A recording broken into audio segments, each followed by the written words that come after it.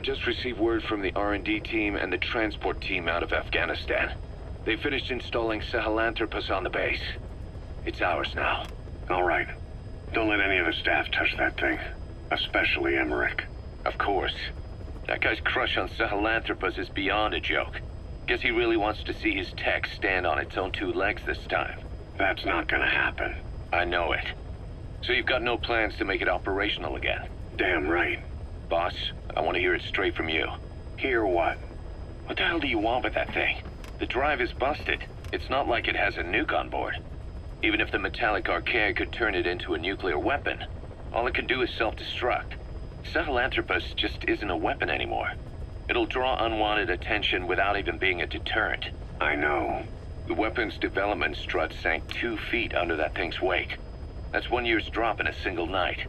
We've started on reinforcing the strut, but there's no guarantee it'll hold up if a storm hits. I know that too. Boss, why keep it? It's a mark. Us Diamond Dogs, we don't have a country to call home. That means we have no past, nothing to prove that we lived. Every one of us threw it all away when we came here. Sahelanthropus is a symbol to show that the likes of us brought at least one crisis to its end. A mark in history. So we can't just fade away. It's of no practical use to us. But we still need it. A symbol of what we've done. I'm glad I sounded you out on this.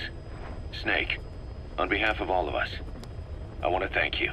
I don't need gratitude. I need security. Keep Emmerich away from that thing. Roger that. Code Talker, what are the metallic archaea? Volcanic craters spewing sulfur. Water hot enough to boil your skin off. Ocean depths of 800 plus atmospheres. Wastelands radioactive enough to kill you where you stand. There are groups of organisms that survive despite. No. Because of living in such environments. I've heard about them. Extremo... something. Extremophiles. By selecting certain species, then subculturing and repeatedly modifying them, I created a metallic offspring of pure archaea. They subsist on metals rather than organic matter. And some of them even consume uranium? Yes. Uranium enrichment archaea metabolize only uranium-235. As a result, they produce weapons-grade enriched uranium. How is that possible? Consider how plants fractionate carbon isotopes when they conduct photosynthesis. Nature possesses abilities beyond our imagination. So it was archaea that brought down your chopper? Corrosive archaea, yes. They oxidize metals, feeding off the energy in the electrons they receive. What became of the wreckage? We had the R&D team retrieve samples for study in airtight plastic containers, of course. Prudent. We shall extract archaea from it in good time. They should help you fight back against Black Anna. Any chance we could start now? It doesn't have to be a lot. I might just have another use for them. If it's only a small amount you need. That's fine. I'll get the R&D team to assist. Let's go. South Africa was previously suspected of developing nuclear weapons. It already had a conspicuous presence at the UN because of apartheid and its armed expansionism. But when neighboring Angola and Mozambique became socialist countries in '74, South Africa felt hounded into a corner. So it accelerated its nuclear program to protect itself. 3 years later, the Soviets discovered a test facility, and 2 years after that, an American satellite observed a flash in the southern Indian Ocean. It said this was South Africa conducting a nuclear test with the help of a certain ally. Skullface used the situation in South Africa to get this ally to lend a hand. They both wanted nukes, so it was a mutually beneficial relationship. On the surface, anyway.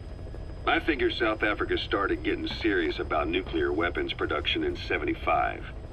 In '74, the government was still able to get by with bluffing that it had a nuclear arsenal. But the year after, word spread that an independent armed group in the Caribbean was crushed by Cypher for possessing a WMD. That's right, boss. What happened to you and your men was the reason South Africa decided to push ahead with nuclear development. A force independent of any country getting its hands on a nuke. That was a threat to the existence of countries everywhere. It wasn't just South Africa. Your presence pushed a lot of countries to get nukes.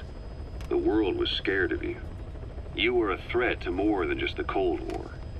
If nations are gears in a machine, you had the power to smash them loose and watch the whole world grind to a halt.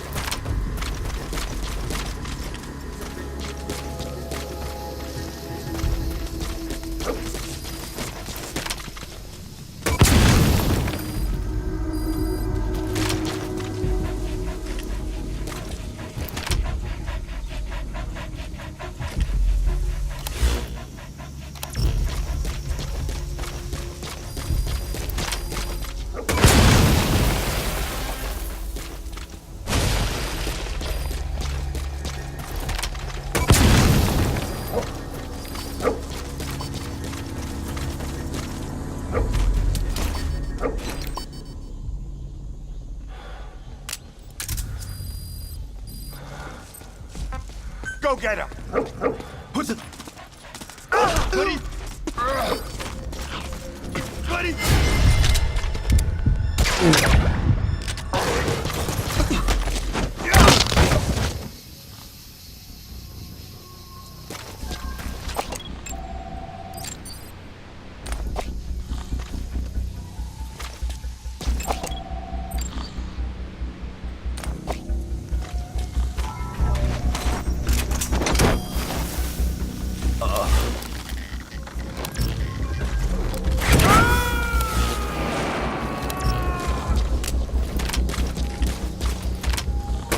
Subject on board.